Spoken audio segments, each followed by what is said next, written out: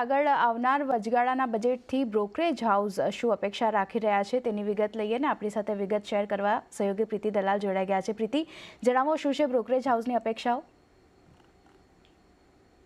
ત્યારે બજેટને હવે જ્યારે થોડા દિવસ બાકી રહ્યા છે ત્યારે ઘણા બધા આશાઓ અને અપેક્ષાઓ રેખાઈ રહી છે અને બ્રોકરેજ હાઉસની આપણે આશાઓ અને અપેક્ષા લઈ લઈએ તો પહેલું જે બ્રોકરેજ હાઉસ છે એ છે CLSAના આપણે જો એક્સપેક્ટેશન્સ પર નજર કરી દઈએ તો એ માનીને ચાલી રહ્યા છે કે ગવર્મેન્ટ જે ફોકસ છે એ ઇન્ફ્રા પર ચાલુ રાખશે, સાથે જે PLI સ્કીમ્સ છે એ એક્સટેન્ડ કરી શકે છે અને નવા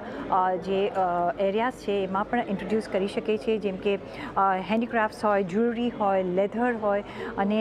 કેમિકલ્સ હોય, ત્યાં પણ આ PLI સ્કીમ ઇન્ટ્રોડ્યુસ કરી શકે છે। સાથે જ એક ઇન્ફ્રા ક્રેડિટ ઇન્સ્યોરન્સને પણ એક પ્રમોશન આપવાની વાત સંભળાઈ રહી છે કે અહીંયા આ બજેટમાં પ્રમોટ કરી શકે છે। ફાર્મરની સબસિડી છે એ જે 8,000 રૂપિયા પ્રતિ યર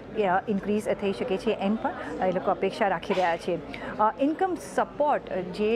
વિમેન છે, જે સ્ત્રીઓને છે એ ઇન્કમ સપોર્ટને પણ આપી શકે છે ગવર્મેન્ટ। સાથે જ જે આપણે બીજા સિટીના એક્સપેક્ટેશન પર નજર કરી લઈએ તો રૂરલ અને એગ્રી ડિમાન્ડ પર એક નજર રાખી શકે છે, ત્યાં જ્યાં સપોર્ટની જરૂર છે ત્યાં એક નજર રાખી શકે છે આ વખતના બજેટમાં। સાથે જ કન્ટિન્યુડ જે કેપેક્સ જે છે એને પુશ કરી શકે છે, જે ગવર્મેન્ટની નીતિ પણ રહી છે।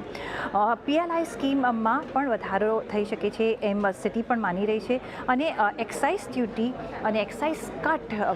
જે પેટ્રોલ અને ડીઝલ પર અપેક્ષા રાખીને ચાલી રહ્યા છે અને ઓફકોર્સ વિન્ડફોલ ટેક્સ પર પણ એક ફેઝ આઉટ મેનરમાં આપણે જોઈ શકીએ છીએ એમ સિટી માનીને ચાલી રહી છે।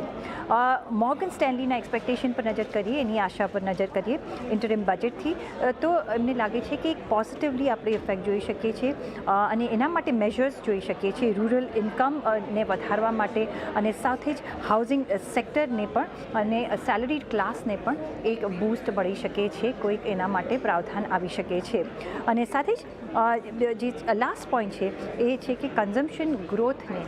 એક બૂસ્ટ કરવા માટે પગલાં લઈ શકાય છે એમ મોર્ગન સ્ટેનલી પણ માનીને ચાલી રહ્યું છે।